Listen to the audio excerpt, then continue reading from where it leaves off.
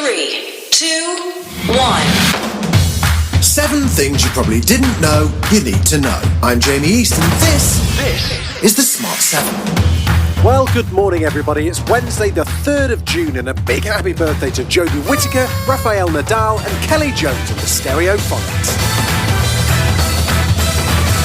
7. Coronavirus hasn't gone away, and the official death toll in the UK is now over 50,000 according to the Office of National Statistics. That is higher than the government's daily count, which only includes hospital and nursing home deaths. Labour leader Keir Starmer, in an exclusive interview with The Guardian, called for Boris Johnson to get a grip on the crisis, as a new report showed that the death rate is twice as high for people from Black, Asian and minority ethnic groups.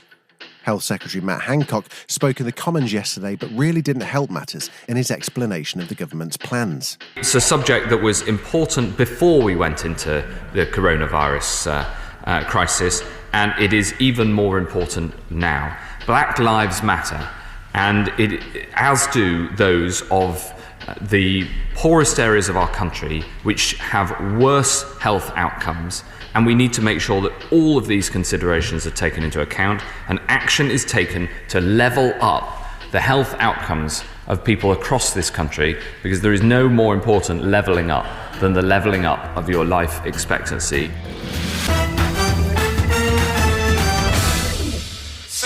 In the United States, there's been a serious backlash to Donald Trump's photo opportunity outside a church in Washington, as it emerged that his Attorney General ordered peaceful protesters violently cleared using riot police and tear gas to allow Donald to take a stroll.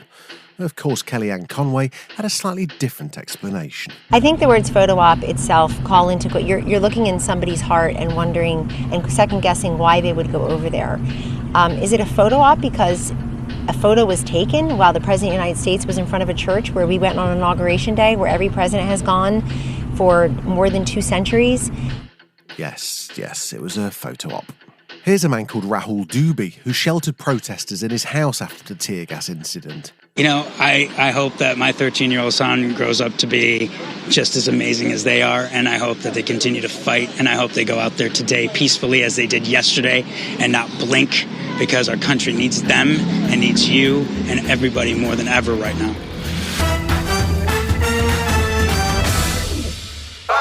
And as the protests rumble on, Democrat candidate, former Vice President Joe Biden, has been increasingly visible and has spoken clearly and sensibly about what's going on in America. The moment has come for our nation to deal with systemic racism, to deal with the growing economic inequity that exists in our nation, to deal with the denial of the promise of this nation, made to so many.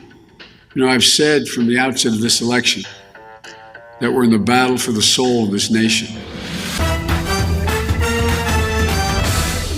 4. Back in Britain, Clara Amfo on Radio 1 spoke her mind yesterday as she weighed up her personal reaction to the Black Lives Matter protests and what it means to be black in the UK. It's powerful stuff. I was sat on my sofa, crying, angry, confused, and also knowing, stuck at the news,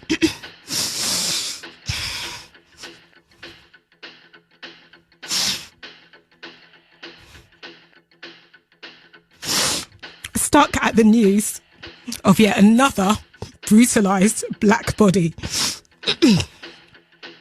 Knowing how the world enjoys blackness and seeing what happened to George, we, black people, get the feeling that people want our culture, but they do not want us. In other words, you want my talent, but you don't want me.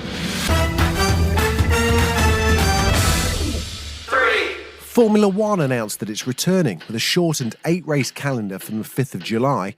The good news for British racing fans is that it means there'll be 2 races at Silverstone this year, one on August the 2nd and one on August the 9th. Maybe it's time to bring back Formula One legend Murray Walker. Welcome to Silverstone, the home of the British Grand Prix. Watch for the green, they're ready for the on, and it's go!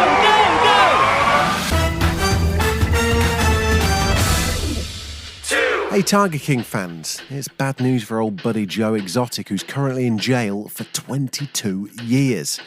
A court ruling has handed the ownership of his exotic animal farm to his arch nemesis Carol Baskin.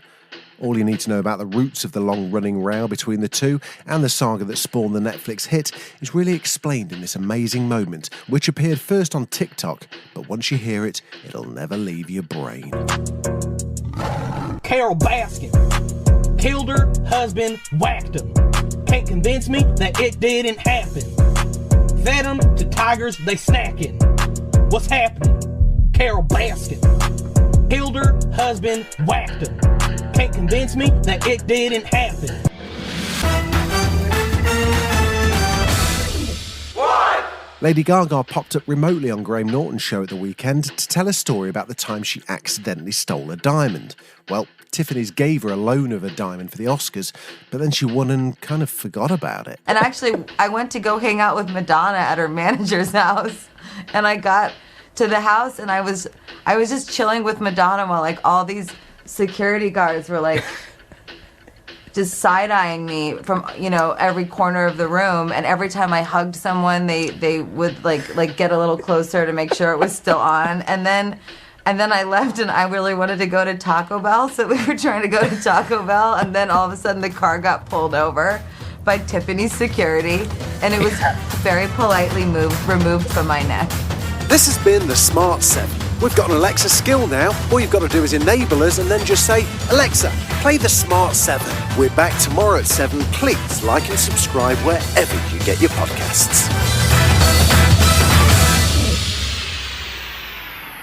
Rule of 3. Where people who make funny stuff Talk about something funny that they love. Because I remember as a kid thinking that's a really good old-fashioned gag, but it's also nasty. The actual VHS, this is clearly sufficiently important to me that this went to house moves as well. There is that joy and that slight fear as well about who's going to say what. Everything from Airplane to Bottom. From When Harry Met Sally to The Muppets. Trying is good, aiming high is good, being ridiculous and not being afraid of failure is good. I think that joke is so fucking funny. Again, I just think this is hysterical. It's beautiful stuff. Rule of 3 from Great Big Owl.